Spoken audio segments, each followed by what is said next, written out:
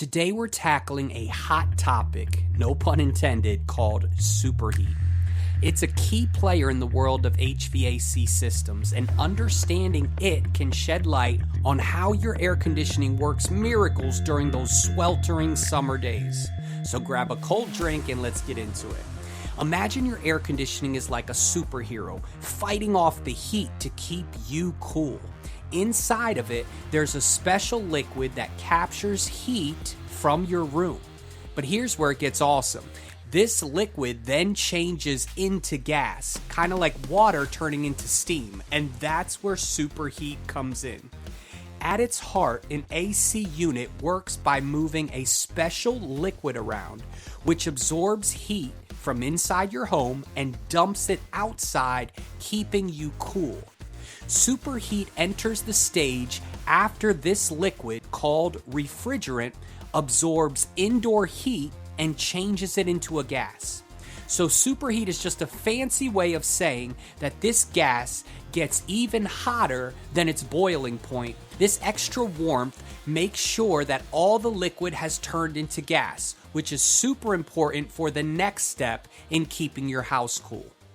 By becoming a super hot gas, it can carry away more heat, which means your air conditioner works better and keeps you cooler. Plus, it stops any liquid from accidentally getting into parts of the air conditioner where it could cause trouble, like your compressor. Superheat ensures that the refrigerant is completely vaporized. It's all about making sure the refrigerant fully changes into a gas before it moves on. This helps avoid any liquid refrigerant from entering the compressor, which can cause damage.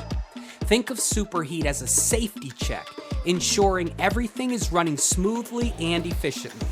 Measuring superheat can get a bit technical, but it's essentially about comparing two temperatures: the temperature of the refrigerant gas as it leaves the evaporator coil and its boiling point at the current pressure. The difference between these two temperatures gives us the superheat value. HVAC technicians use this measurement to diagnose and tune your AC system for optimal performance. Let's get into a little more detail. When the AC system is off, all the refrigeration lines and coils are a mixture of liquid and gas. This actually means that the pressure and temperature throughout the lines is the same. Superheating happens when a gas is heated above the boiling point of that particular substance in its liquid form. Let's look at an example. Water boils at 212 degrees Fahrenheit at sea level. So that is water's boiling point. What if you put a pot of that water on your stove?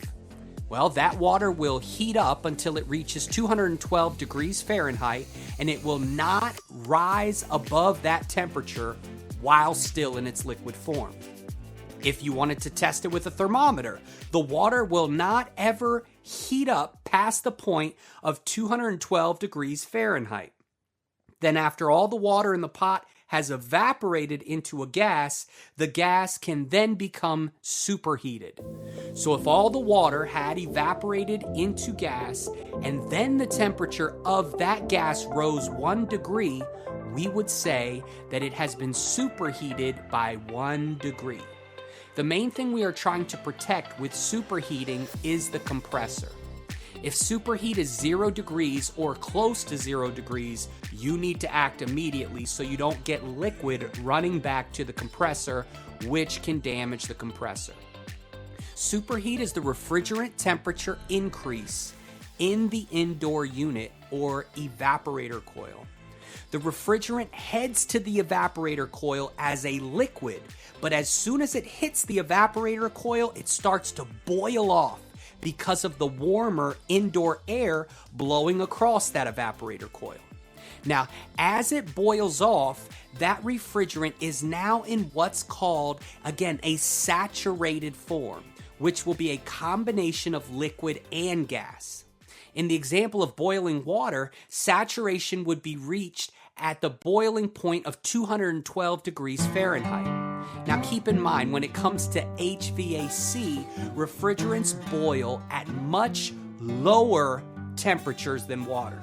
For instance, if a liquid refrigerant boils at minus 10 degrees Fahrenheit, and then you heat that refrigerant up to minus 5 degrees Fahrenheit, then it has been superheated by 5 degrees, even though it is still at the chilling temperature of minus 5 degrees Fahrenheit. Superheat is merely the difference between two numbers, the saturation temperature and the actual temperature of the gas. The importance of measuring superheat is that it can tell an HVAC tech how far liquid is making it through the coil of an evaporator. Again, while traveling through the coils, the refrigerant is absorbing heat from the warm indoor air. Eventually, that refrigerant will go from around 80% liquid and 20% vapor at the inlet of the evaporator to 100% vapor refrigerant toward the end of its journey through the evaporator coil, and then superheated after that. Superheat again is the temperature difference between the temperature of refrigerant exiting the evaporator coil and the saturated state or standard temperature of the refrigerant within the coil. Higher than normal superheat means that there is less liquid and more gas in the coil, which can lead to compromised system capacity and overheating.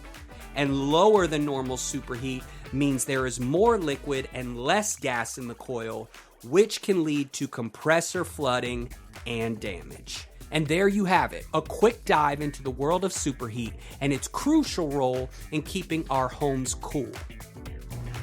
All right, and if you're checking for superheat, you're going to use the low side gauge, and you'll see that's actually a little low. It's about 55 psig. You'll see the green side. This is an R22 system, so we're using the green side. So it's actually below the 32 degree point. So if this runs long enough, it will freeze up. But anyways, if you want to check how much superheat is in the system, all right, we'll see 50 psig, and the saturation temperature is about 28 degrees. Okay, then we have our temperature probe set up right here, so it's catching the temperature of this line. See how cold it is, okay? And it's at 57. So you take 57, you subtract the saturation temperature of, 28, 30 degrees, and you're left with 57 minus, say, 30 is 27 degrees saturation, or 27 degrees superheat is what you're left with. For today's systems, generally, you can check subcooling. If you don't know how to check subcooling, check that video right there.